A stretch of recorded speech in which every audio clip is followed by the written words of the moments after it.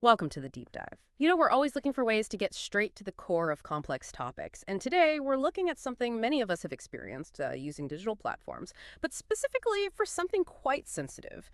Qualitative health research interviews. It seems convenient, right? But what ethical issues might be hiding just below the surface, potentially affecting trust and, well, the research itself?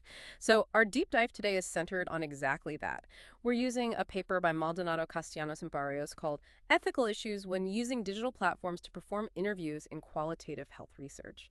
Our mission: to really unpack the tricky ethical spots researchers and participants face when health interviews go virtual. Yeah, and what's really interesting, I think, is how the paper frames ethics here.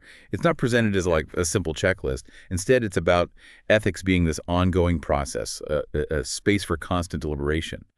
Qualitative research, well, it digs deep into personal experiences, perceptions, often through these really in-depth interviews.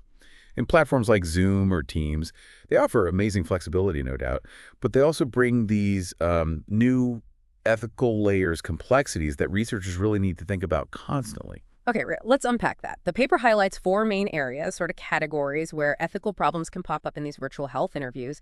And these aren't, minor things. They could really shake the foundations of the research, its validity. Exactly. Let's kick things off with privacy. Sounds basic, but it gets nuanced online.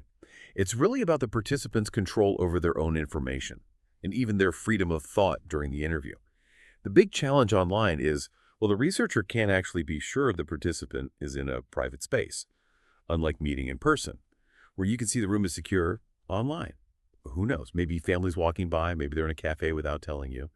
And that uncertainty, it can make people hesitant, reluctant to share really sensitive stuff, which of course hits the accuracy of the data. The paper also mentions this fear around the digital footprint, IP addresses, device info, potentially leading to worries about identity compromise, things you just don't have face to face. That's a really critical point. And tied right into that feeling of personal privacy is confidentiality. So once the participant shares something sensitive, what happens to that information? How do we protect it? It brings up a big question. When you use these video platforms, where is that data actually going? Is it stored somewhere in the cloud? And if it is, how secure is it really? We're talking end-to-end encryption, server locations, data retention policies. What if the platform keeps recordings longer than needed or stores data somewhere with weaker privacy laws? That leaves it vulnerable, right?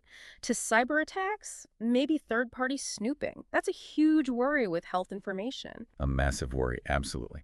Okay, moving on. There's the accuracy of information.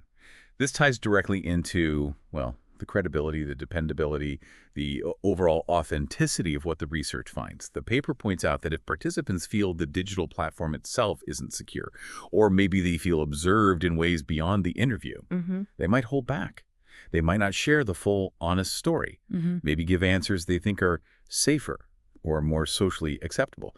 So you end up with sort of surface-level data, not the rich detail qualitative research needs. And that directly impacts how trustworthy the findings are. Right. It undermines the whole point. And the last area they highlight is very practical but easy to miss. Technology literacy. This isn't just can they click the link. The paper suggests it's a real ethical issue if someone isn't comfortable or skilled with the tech. It affects their ability to express themselves properly. What if their internet keeps dropping or the sound is terrible? That can totally disrupt the conversation, lead to misunderstandings. It actually compromises their ability to fully participate. So what does that mean for the researcher? It's more than just IT support, isn't it? Oh, absolutely. It means the researcher needs to be constantly reflecting, thinking ethically.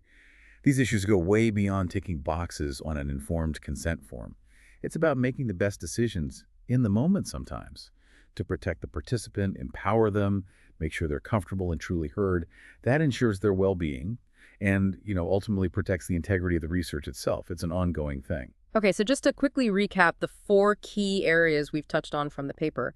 There's ensuring participant privacy in a virtual setting, maintaining strict confidentiality of the data shared, considering how platform issues affect the accuracy of information, and then addressing the ethical side of technology literacy. Exactly. And if you sort of zoom out, connect this to the bigger picture, this paper really drives home that ethical thinking in research isn't static. It has to evolve.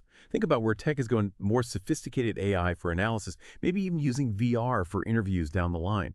What new ethical questions will those advancements raise for researchers and for you, the participants? It's something we'll need to keep asking, keep adapting to, always.